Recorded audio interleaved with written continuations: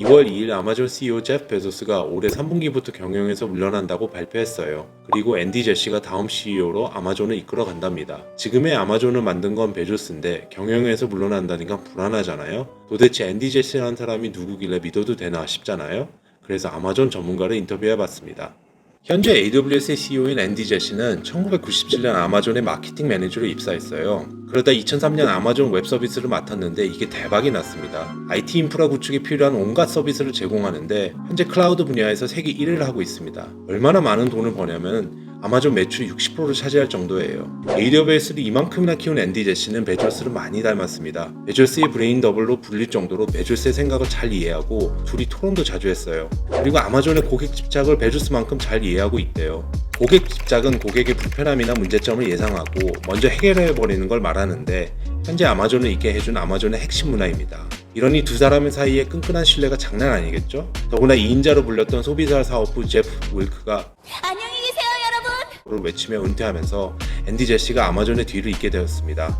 여러분들 회사에서 일하다가 대표님 들어오시면 긴장되죠? 앤디 제시가 딱 그런 사람인데요. 직원들에게 기대치가 높아서 이 기대치를 못 채우면 참지를 못한다네요. 마치 10년 전에 베조스 같다고 합니다. 10년 전에 아마존 직원들은 일주일에 85시간씩 일하게 하는 건 기본이고 휴가 갔는데 상사가 연락와서 일 시키고 갑상선암 투병 후 낮은 인사평가를 받았다고 하네요.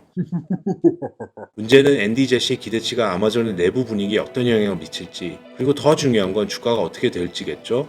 예전에 애플이나 구글은 CEO가 바뀌면서 회사 문화가 바뀌었는데 이건 이전 CEO의 성격과 가치를 공유하지 않은 사람들이 CEO가 됐기 때문입니다. 아마존은 제프의 분신 같은 제시가 CEO가 됐으니 직원들 입장에서는 바뀔 게 별로 없죠. 여전히 열심히 경쟁하며 일해야 합니다. 그러나 AWS는 영향이 있을 거예요. 제시가 아마존과 AWS로 동시에 하지는 않겠다고 했거든요. 많은 사람들이 AWS 마케팅 부사장인 매트 갈만이 될 거라고 예상하고 있지만 제가 인터뷰한 전문가님은 수석 리더십 팀인 S팀의 매트 갈만, 찰리 벨, 피터 디샌티스 세 사람 중 누구든 될 가능성이 있다고 합니다. 누가 제시의 후임으로 오든 처음부터 AWS를 구축해왔고 키워왔던 제시만큼 일을 잘하기는 힘들겠죠? 제시와 나머지 S팀 구성원들의 간의 관계도 재밌습니다. 베조스가 이끄는 S팀 회의는 중세 왕을 보는 것 같았대요. 회의실에 있는 사람들은 베조스의 한마디 한마디 매달렸는데 다른 사람의 말도 중요하지만 무엇보다 제프의 의견을 전달하는 것이 중요했기 때문이었죠.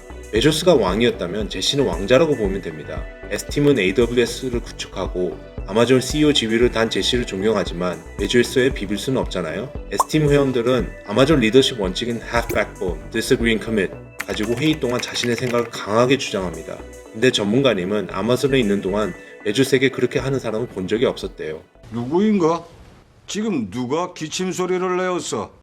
그럼에도 S팀 회의 그리고 모든 아마존 회의들은 최대한 건설적으로 진행되도록 설계되었기 때문에 대부분의 경우 S팀 구성원들과 자시 간의 상호작용은 베조스가 CEO 자리에 있었을 때와 비슷할 거라고 합니다. 예를 들어 아마존 회의에선 발언 순서는 짬순에 따라 결정되기 때문에 자시의 의견이나 지시로 회의가 끝나겠죠.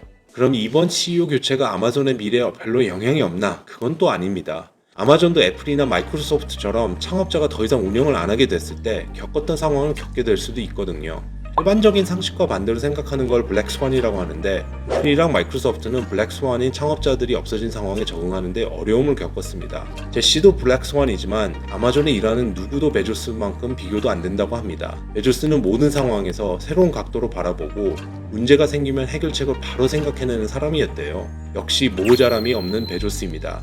그래도 아마존의 미래는 걱정할 필요가 없대요. 전문가님은 아마존은 수십만 명의 유능한 직원들로 구성된 기계에 비유하면서 아마존의 모든 혁신적인 아이디어가 CEO로부터 나온 것은 아니고 일부는 베조스에서, 일부는 S팀에서, 또 일부는 이 기계에서 나왔다고 설명했습니다. 그리고 베조스가 앞으로 아마존의 프로젝트들에 어느 정도 관여할 것이라는 사실 또한 일종의 안전망이죠. 전문가님은 제시와 베조스가 적어도 앞으로 몇 년 동안은 혁신과 관련된 많은 대화를 나눌 것을 예상했어요. 베조스라면 파악할 만한 기회를 자시는 못 보고 놓칠 수 있기 때문이죠. 물론 자시가 애플의 CEO 팀 쿡처럼 온라인 소매, 클라우드 컴퓨팅, 물류, 구독 서비스 등 아마존의 강점을 확장하는 데 집중하더라도 아마존이 장기 성장주라는 사실은 바뀌지 않을 것입니다. 전문가님은 팀 쿡이 취임할 때 애플보다 지금의 아마존이 훨씬 더 광범위한 비즈니스를 하고 있기 때문에 아마존이 더 이상 예전과 같은 속도로 혁신할 필요가 없다고 말했어요. 고삐를 조금 늦추더라도 혁신이 없는 기업은 무너지니 제시가 새로운 아이디어를 얼마나 낼 수 있을까가 중요한데요. 두고 봐야겠지만 아마존의 창의와 성장이 멈추지 않을 겁니다.